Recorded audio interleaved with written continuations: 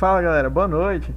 Tô gravando esse vídeo aqui porque alguns alunos pediram, tiveram dúvidas na questão que eu resolvi hoje de probabilidade geométrica, que ela não é nada mais, nada menos do que vocês já viram ao longo do ano de probabilidade, que é a gente pegar algo que a gente quer dividir por algo que a gente pode ter, certo?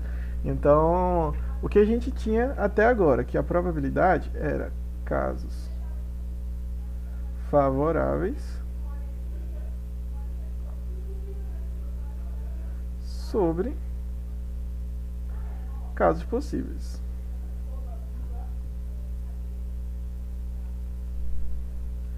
Mas, o que acontece?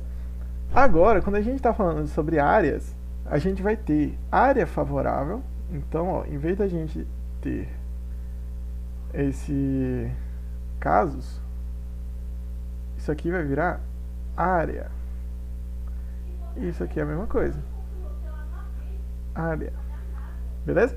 Então, o que a gente vai fazer? A gente vai analisar qual é a área possível para que ocorra alguma coisa e dividir e ver qual é a área que a gente quer que ocorra alguma coisa e dividir pela área possível, certo? É a mesma ideia, só muda que agora a gente está usando o conceito de áreas e não de casos específicos, né? Quando é que isso serve? Quando é que isso é útil? Quando a gente tem um espaço amostral ou uma quantidade de eventos que não é possível de contar, ou seja, quando a gente tem casos favoráveis definidos, ou seja, uma quantidade de casos ao todo que são favoráveis, a gente consegue contar quantos casos são. Nesse caso daí da questão, por exemplo, ela não é possível de ser contabilizada, certo? Por quê? Porque, veja, a gente começa lá a questão falando, sejam dois números reais, x e y, pertencentes ao intervalo 0, 5. Se eles são pertencentes ao intervalo 0, 5, existem infinitos números que vão se adequar dentro desse intervalo porque eles são números reais. Se ele tivesse dito dois números inteiros, aí reduz bastante. Mas como são números reais, então nesse caso não vai ser possível contar, certo? Então a gente vai ter que recorrer ao uso de uma área para resolver esse problema, certo? E aí quando ele fala essa primeira informação daqui, ó, vou até deixar ela bem explícita. Essa daqui, ó, daqui até aqui, significa que ele quer dois números reais, x e y, que pertencem ao intervalo 0, 5. Então significa falar sobre esse quadrado verde aqui. Qualquer ponto que esteja dentro desse quadrado, o y e o x vão ser menores do que 0,5 ou iguais, né? Já que eu estou usando um colchetes aqui.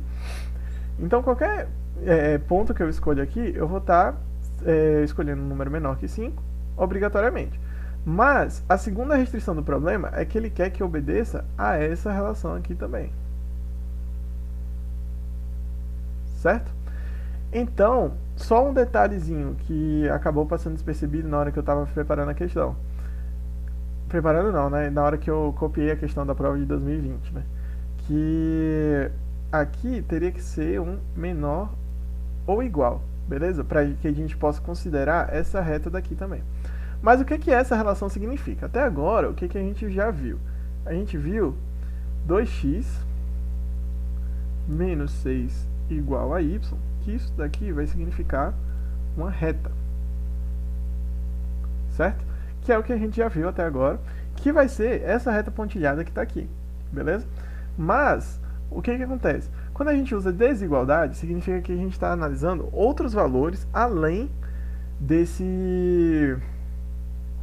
igualdade, certo? Quando a gente usa o 2x menos 6 maior ou igual a y, a gente está analisando um semiplano. O que é isso?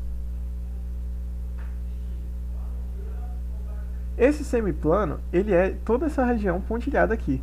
Todos esses pontos daqui, se você substituir nessa equação, vão obter valores que satisfazem essa desigualdade. Por exemplo, esse ponto aqui, 5, 0.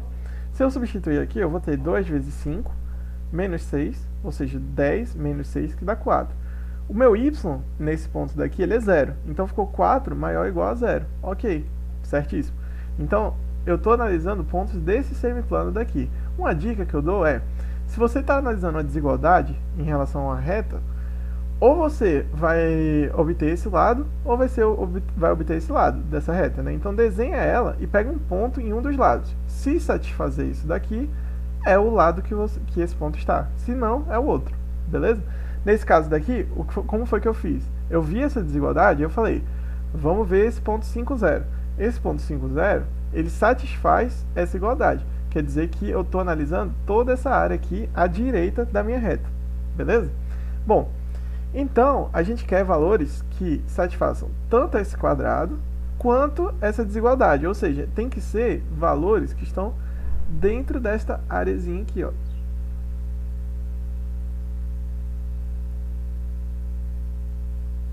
Beleza?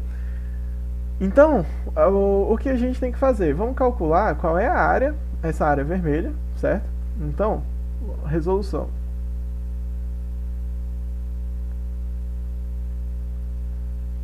Qual que é a área dessa área vermelha? Vamos calcular em vermelho aqui.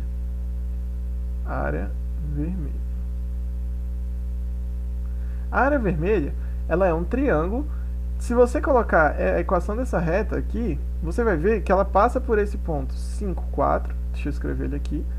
Vai passar por esse ponto 5, 4.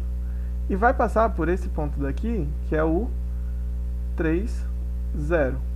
Certo? Então ela vai ser um triângulo formado pela altura 4, dita aqui pelo valor azul, e a base dela vai ser 2. Então, para a gente calcular a área, vai ser 4 vezes 2 sobre 2. Então, a área dela vai valer 4 unidades de área. Nesse caso, a gente não precisa se preocupar com a unidade, né? Já por outro lado, vamos calcular a área do quadrado que a gente analisou aí, né? A área do quadrado. A área do quadrado vai ser o lado dele, né, ao quadrado. Só que o lado, a gente viu que vale 5, né, que é o intervalo todo que a gente pode obter. Então, se o lado dele vale 5, a área dele vai ser 5 ao quadrado, que vai valer 25. Certo? E aí, agora, o que a gente vai fazer?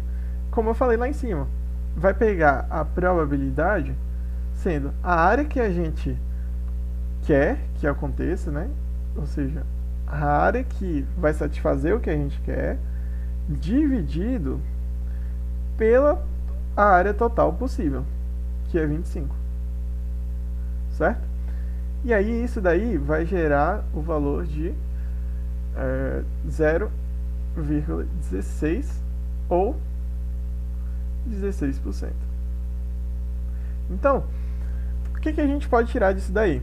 A gente descobriu que, dada essa nova restrição do problema, 2x menos 6 maior ou igual a y, significa que todos os pontos que satisfazem os dois estão nessa área vermelha e ela corresponde a 16% da área maior. Ou seja, vamos supor que existisse um alvo quadrado, certo? Que é exatamente esse valor daqui, certo? Só que eu atirando aleatoriamente, eu quero saber qual é a probabilidade de eu acertar essa faixa daqui, certo? Então, se essa faixa é a que eu quero, ou seja, é favorável para o que eu quero que aconteça, eu vou analisar o quadrado todo como se fosse o universo e essa faixa como os casos favoráveis. Então, eu vou fazer favorável sobre possível e obter o resultado. É a mesma ideia que a gente já vem vendo, a única coisa que a gente agora tem que dar uma interpretação utilizando a geometria analítica. Beleza, gente? Então, qualquer dúvida aí, vocês podem falar comigo, manda mensagem aí, gritando socorro, que aí a gente tenta explicar mais uma vez, se não ficou claro, tenta tirar alguma dúvida, e boa prova amanhã, beleza? É isso aí, até mais.